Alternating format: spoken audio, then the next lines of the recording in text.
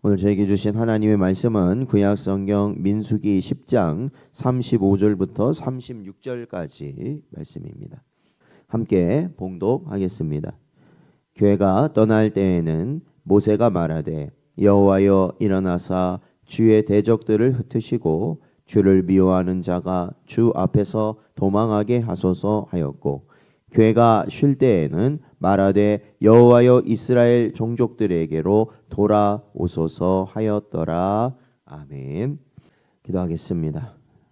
하나님 아버지, 지난 주일도 복되게 하시어서 우리 모든 성도들 하나님께 나와 예배할 수 있도록 인도하여 주시고, 또한 지난 밤에 하나님의 품 안에 거하게 하시다가 오늘도 복된 하루 말씀과 기도로 시작할 수 있는 은혜 주신 것 감사합니다. 우리의 마음은 두렵고 염려되며 앞일을 알지 못하여 하나님 언제나 주저앉고 싶을 때 많으나 오늘도 주신 말씀 통하여서 담대함을 얻게 하여 주옵시고, 하나님께서 우리의 모든 인생을 책임지시는 분이시며 거룩하고 복된 길 가게 하실 분임을 확신하는 저희들 되도록 인도하여 주옵소서. 오늘도 은혜 주시길 간절히 바라옵고 예수님의 이름으로 기도하옵나이다. 아멘. 오늘은 은혜를 기억하고 구름을 따라 걸으라 라는 제목으로 하나님 말씀 증거합니다.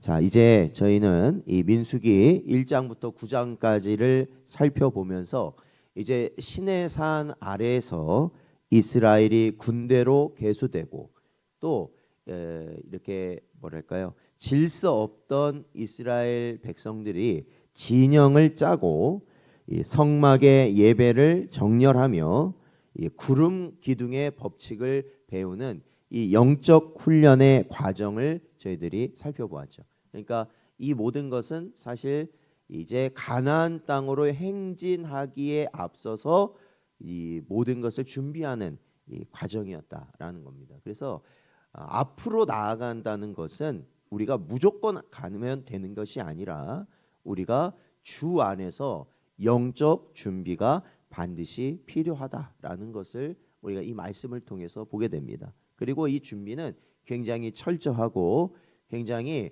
또한 이 엄밀한 준비다. 그래서 이것은 우리 사사로운 생각으로 준비가 되는 것이 아니라 또한 하나님이 모든 주신 말씀에 따라 준비되는 것인 줄로 믿습니다. 그래서 이 모든 준비가 이제 끝나고 오늘 본문 10장에서는 바로 이 지금까지 준비했던 모든 것을 마치고 이제 실제 가나안 땅을 향해서 출발하게 되는 모습이 그려지고 있습니다. 그래서 11절 말씀을 보면 이 둘째 해 둘째 달 스무날에 구름이 증거의 성막에서 떠올랐다라고 기록하고 있죠. 그러니까 구름 기둥의 법칙이 뭐예요? 구름이 떠오르면 같이 출발하고 구름이 내려와서 머무르면 그곳에 거주하는 게 구름 기둥의 법칙입니다. 이스라엘이 시내산 아래에 머문 지 약 11개월 만에 마침내 약속의 땅 가나안을 향해서 역사적인 첫 행진이 시작되는 순간이 오늘 10장에 나타나고 있는 것이죠. 여러분, 여기서 우리가 보면 사실은 저희도 이렇게 교회 행사가 있고 그러다 보면은 이제 정교인 행사 이제 얼마 전에 했지만 이렇게 몇십 명이 이렇게 움직이면요 사실 정신 없어요. 여기 이 사람은 저쪽으로 가려고 저 사람은 저쪽으로 가려고 또 어디로 가야 되냐고 이거 뭐 있어야 되냐고 이렇게 정신이 없잖아요. 그래서 앞에서 마이크를 선자가 이렇게 이쪽으로 하세요 저쪽으로 하세요 이렇게 하는데 생각해 보세요. 이게 수백만이에요. 여기는 지금 수백만. 우리 몇십 명 단위가 아니라 수백만. 그러니까 잘못하면은 큰 사고도 일어날 수 있는, 그러니까 질서가 무너지면요 굉장히 그러한 혼란스러운 상황이었다라는 것입니다. 그런데 이때 하나님께서는 백성들이 일사불란하게 움직일 수 있도록 그들에게 무엇을 만들게 하셨냐면 신호용, 신호를 보내는 은나팔을 만들게 하셨습니다. 그래서 이 은나팔로 사람들에게 신호를 주면 그 신호에 따라서 각 진영이 움직이게 하셨다라는 것이죠. 그리고 행진의 맨 앞에는 여호와의 언약궤가 먼저 행진하도록 위치하게 하셨습니다. 그래서 우리 장로교회는 교회의 행진과 성도의 인생길이 내 열정이나 고집으로 하는 것이 아니다. 그러니까 여러분 항상 어제도 말씀드렸지만은 내 눈에 보기 좋고 내가 하면 될 것 같고 하는 그런 것들이 항상 밀려와요. 세상으로부터 밀려옵니다. 그런데 그러한 것에 우리가 미혹되면 안 된다라는 거예요. 순간순간. 그래서 우리 장로교인들은 뭘 믿어요? 하나님의 계획과 섭리를 우리는 믿습니다. 믿으십니까? 그러면요, 될 거는요, 내가 도망을 쳐도 돼요. 쉽게 말하면 하나님이 계획하셔서 반드시 이것이 나에게 필요한 것이고 이루어질 것이라면 제가요, 그것이 아무리 급하고 아무리 막 당장 뭘 해야 된다 어쩐다 세상이 그래도 하나님이 나에게 이루실 거라면 그것은 내가 그거를요 놔둬버리고 도망을 쳐도요 그것은 반드시 이루어지게 돼 있다라는 거예요. 그거는 변하지가 않아요. 그러니까 서두를 필요가 없어요. 항상 우리 성도들 서두를 필요가 없다. 먼저는 하나님께 엎드리고 하나님이 이루시는 것을 기다리고 또한 그것을 우리가 하나님이 이루실 때 우리 성도들에게 복이 되는 줄로 믿습니다. 그래서요 우리 그 이스라엘 백성을 통해서 보여주는 게 뭐냐면 오직 주님의 나팔 소리를 들어라. 즉 주님의 말씀을 들어라라는 것이고요. 그리고 주님의 임재를 앞세워야 된다. 모든 이 행렬 앞에 하나님의 법궤가 있었던 것처럼 우리 앞에는 뭐가 있는 거예요? 주님의 십자가가 우리 앞에 있는 거예요. 그래서 주님이 가신 그 길을 나도 따라가는 것. 그것이 바로 우리 성도들이 가야 할 길인 줄로 믿습니다. 자, 그래서 오늘 내용을 보면은 1절에서 10절 보면 하나님은 이 순은을 두들겨서 두 개의 나팔을 만들게 하십니다. 그래서 8절을 보니까 오직 아론의 자손인 제사장들만이 이 나팔을 불게 하셨습니다. 그래서 이 나팔의 아까도 말씀드렸지만 이 나팔은 신호예요. 신호.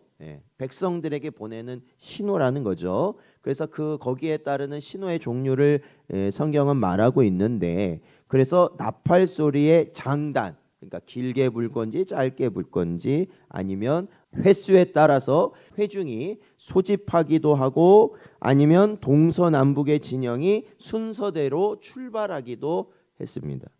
또한 가나안 땅에서 대적과 싸우러 나갈 때나 기쁜 축제의 절기에도 이 나팔을 불어서 하나님 앞에 기억하심을 입게 하셨습니다. 이 수백 명이 뒤엉킨 광야에서 만약에 자기 생각대로 움직였다면 아까도 말씀드렸지만 대혼란 거기에다가 사고도 반드시 일어날 수밖에 없는 상황이죠. 오직 제사장이 부는 은나팔 소리라는 이 절대적인 기준만을 청정해야만 질서 있게 전진할 수 있다라는 것입니다. 그래서 이 은나팔 소리 오늘날로 말하자면 뭘까요? 그것은 강단에서 선포되는 하나님의 말씀인 줄로 믿습니다. 그리고 성도들의 심령을 깨우는 복음의 나팔 소리다라는 것이죠.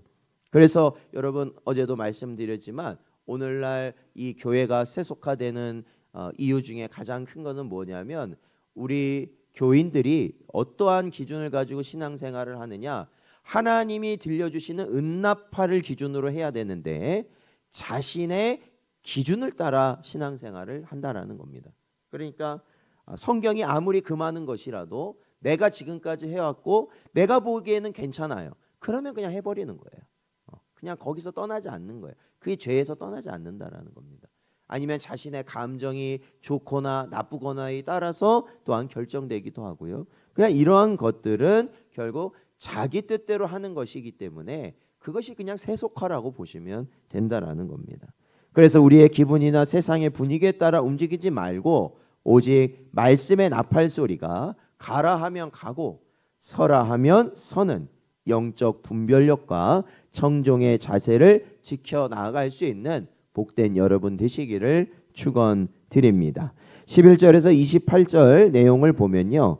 구름이 떠오르자 이스라엘은 민수기 2장에서 짰던 진영 그대로 완벽한 질서를 가지고 이동하게 됩니다. 법궤가 맨 선두에 서고 뒤이어서 메시아의 계보인 유다 지파의 깃발이 행진의 문을 열었고 그 뒤는 그러니까 법궤가 가면 그다음 유다 지파를 선두로 한 그룹들 그러니까 동쪽에 위치한 지파들이 따라가고 그 다음에는 이 성막을 이제 철거를 했잖아요. 다시 철거를 했으면 이 성막을 이제 가지고 갈 레위 지파 게르손과 무라리 자손이 그 뒤를 따라갔다라는 것입니다. 그리고 그 다음에는 이 르우벤을 선두로 한 남쪽 진영, 그러니까 성막의 남쪽에 진을 쳤던 진영이 다시 그 뒤를 따라가고 그런 다음에 그 르우벤 지파, 그러니까 남쪽 진영 뒤에는 성물, 이 성막 안에 있는 성물을 이제 챙겨서 그것을 지고 갔던 고앗 자손들이 따라가고 그 다음에는 서쪽 진영, 북쪽 진영에 있는 지파들이 이어서 쭉 행렬을 따라 가게 되었습니다. 그래서 이스라엘은 도망치는 이 패잔병의 행렬이 아니라 대장 되신 하나님의 깃발 아래 움직이는 여호와의 군대의 모습, 그렇죠? 군대의 모습. 그러니까 질서가 있고 질서가 없는 것은 뭐가 다르냐? 질서가 있는 군대는 승리하는 군대예요. 승리하는 군대. 그렇기 때문에 질서가 잡히고요. 질서가 없는 군대는 어떤 군대냐면 패잔병들이에요. 다치고, 그렇죠? 다치고 사기가 떨어지고 그러다 보면 줄이 흐트러진다는 겁니다. 그래서 우리 교회도 마찬가지죠. 교회도 우리가 오직 예수 그리스도로 말미암아 승리하는 교회인 줄로 믿습니다. 그렇다면 우리가 어떠한 모습 보여야 돼요? 질서 있는 모습을 보이는 것이 합당하라는 거예요. 뭐 여기서 뭐라고 저기서 뭐 이렇게 하면 안 된다라는 거예요. 그건 패잔병의 모습이라는 겁니다. 그래서 이 하나님이 설계하신 거룩한 구속사의 목적지를 향해서 교회의 영적 질서를 따라 한 걸음씩 전진하는 것. 그러니까 여러분 보세요. 이 긴 줄이 있는데 수백만의 줄이 있는데 맨 앞에 뭐가 가고 있어요? 하나님의 법궤가 가고 있어요.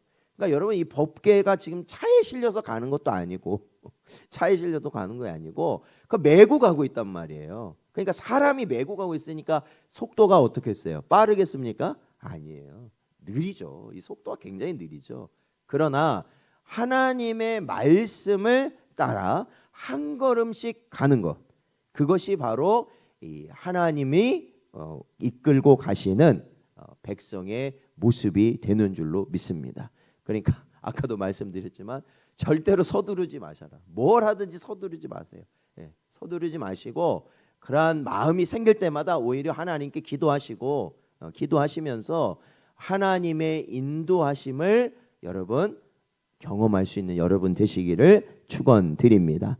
29절에서 34절 말씀을 보면요. 모세가 당시에 이제 이 광야로 나가기 전에 광야 지리에 밝았던 사람을 영입합니다. 여기 보면 미디안 사람 장인 호밥이라고 말을 하는데 이게 뭐 실제적으로 그 장인인지 아닌지는 정확히 알 수는 없어요.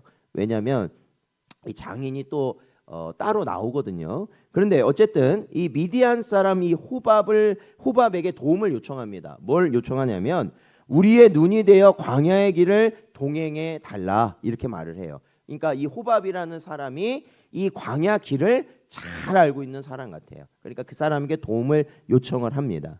그래서 처음에는 호밥이 거절하지만 모세가 간곡하게 요청을 해요. 그런데 이어지는 33절 내용을 보니까요. 이 길을 호밥이라는 사람이 인도했느냐? 아니라는 거예요. 정작 이 이스라엘의 앞길을 인도한 것은 호밥의 이 탁월한, 그러니까 당시에 길을 잘 알고 있었던 호밥이 인도한 것이 아니라 바로 여호와의 언약 궤가 인도하였다는 거예요. 그러니까 언약 궤가 맨 선두였잖아요. 그러니까 그 선두가 가는 대로 이스라엘은 가고 있었다라는 거죠. 언약궤가 백성들보다 3일 길을 앞서가면서 그들이 쉴 곳을 친히 찾으셨다라는 것입니다. 여러분, 광야를 걸어갈 때 세상의 경험과 지식을 가진 호밥의 눈이 도움을 줄 수는 있습니다. 그러나 성도의 인생을 책임지고 인도하시는 진짜 지도, 진짜 요즘 말로 하면 내비게이션, 제일 정확한 내비게이션은 바로 세상의 지혜가 아니라 하나님의 임재와 말씀이다라는 것을 기억해야 하는 것이죠. 여러분, 사람의 조건과 환경의 유리함을 의지하려 하면요, 자꾸 어떻게 되냐면 조급해져요. 왜? 이 기회를 놓치면 안 될 것 같거든. 저 사람 놓치면 안 될 것 같고 자꾸 그런 마음이 들어요. 그러면 자꾸 급해지는 거예요. 그런데 중요한 것은 그걸 내려놓으면요, 우리는요 결국 우리보다 앞서 가셔서, 아니 그 모든 것을 계획하셔서 우리에게 가장 선한 길을 우리에게 준비해 주시는 하나님의 놀라운 은혜를 체험하게 된다라는 것입니다. 35절에서 36절 보면 행진을 시작하며 법궤가 떠날 때 모세는 이렇게 부르짖었습니다. 35절에 여호와여 일어나사 주의 대적들을 흩으소서 이렇게 고백하고 있습니다. 법궤가 떠날 때, 그러니까 이동할 때잖아요. 그러니까 이동한다라는 건 뭐냐면 수많은 대적을 만날 수 있게 된다라는 거예요. 이제 대적을 만나야 돼요. 어떠한 적이 나올지 모르지만. 그런데 그때 모세가 말한 건 뭐예요? 하나님이 앞장서 가시면서 그 모든 대적을 흩어 주소서. 흩어 주소서. 그러니까 우리를 보호하시고 우리의 앞서 가셔서 그 싸움에서 이겨 달라는 거죠. 그러니까 우리도 영적 전쟁이라는 걸 벌이지 않습니까? 근데 우리가 보통 어떤 생각을 하냐면 하나님 내게 힘을 주셔서 이기게 해주세요. 이렇게 기도할 때가 많아요. 그런데 사실은 엄밀하게 따지면 내게 힘을 주셔서 이길 필요가 없어요. 왜? 하나님이 앞장서셔서 이기시는 거거든요. 그냥 우리는 어떻게 가는 거냐면 따라가는 거예요. 우리는 그러니까 내가 힘을 가지고 내가 헤쳐나가는 게 아니라 사실은 하나님이 앞장서시고 하나님이 이기신 길, 그 길을 따라가는 거라는 겁니다. 바로 그 원리를 우리가 깨달아야 되는 것이죠. 바로 그것을 모세는 부르짖었다는 거예요. 반면 구름이 멈추어 법궤가 쉴 때 모세는 이렇게 기도했어요. 36절에 보니까 여호와여 이스라엘 종족들에게로 돌아오소서 이렇게 기도했습니다. 여러분, 모세는 행진의 시작과 끝을 오직 기도로 열고 닫았다라는 것입니다. 길을 떠날 때는 영적 전쟁의 승리를 주님께 구했고, 또한 멈추어 쉴 때는 주님의 평강과 임재의 안식을 구했습니다. 오늘 하루의 문을 열고 세상으로 나갈 때 우리도 어떻게 해야 되겠습니까? 모세처럼 선포해야 된다는 것이죠. 주님, 오늘 내가 마주하는 일터와 삶의 현장에서 먼저 일어나 앞서가 모든 사탄의 괴계를 흩으시고 승리의 길로 저를 인도하여 주옵소서. 반드시 승리할 줄로 믿습니다. 바로 이것이 우리의 고백이 돼야 돼요. 왜? 하나님이 앞서 가시기 때문에 그렇죠. 사랑하는 성도 여러분, 오늘 민수기 10장은 드디어 시내 산을 떠나 광야에 거친 대행진을 시작하는 이스라엘의 당당한 발걸음을 보여주고 있습니다. 그들의 거침없는 전진의 비결은 은나팔 소리에 귀를 기울이는 청정함에 있었고, 인간의 지혜를 의지하기보단 하나님의 언약궤를 앞세우는 믿음에 있었으며, 매 순간 기도로 주님의 임재를 구했던 모세의 영성에 있었다는 겁니다. 우리의 영원한 대제사장 되신 예수 그리스도께서 십자가의 복음의 음나팔 소리로 복된 구원의 소식을 온 천하에 선포해 주신 줄로 믿습니다. 그리고 부활 승천하사 성령으로 우리 마음에 찾아오셔서 우리의 걸음보다 언제나 먼저 앞서 나아가시며 우리가 실만한 은혜의 처소를 이미 예비해 두고 계신다라는 것이죠. 사랑하는 성도 여러분, 기도로 임재를 앞세울 때 광야 같은 세상의 거친 모래바람 속에서도 우리는 길을 잃지 않고 마침내 승리와 안식을 경험하게 될 줄로 믿습니다. 오늘도 이 하루를 기도로 시작하는 여러분에게 바로 이러한 승리가 기다리고 있음을 확신하시고 주님과 늘 동행하는 복된 여러분 되시기를 주의 이름으로 축원드립니다.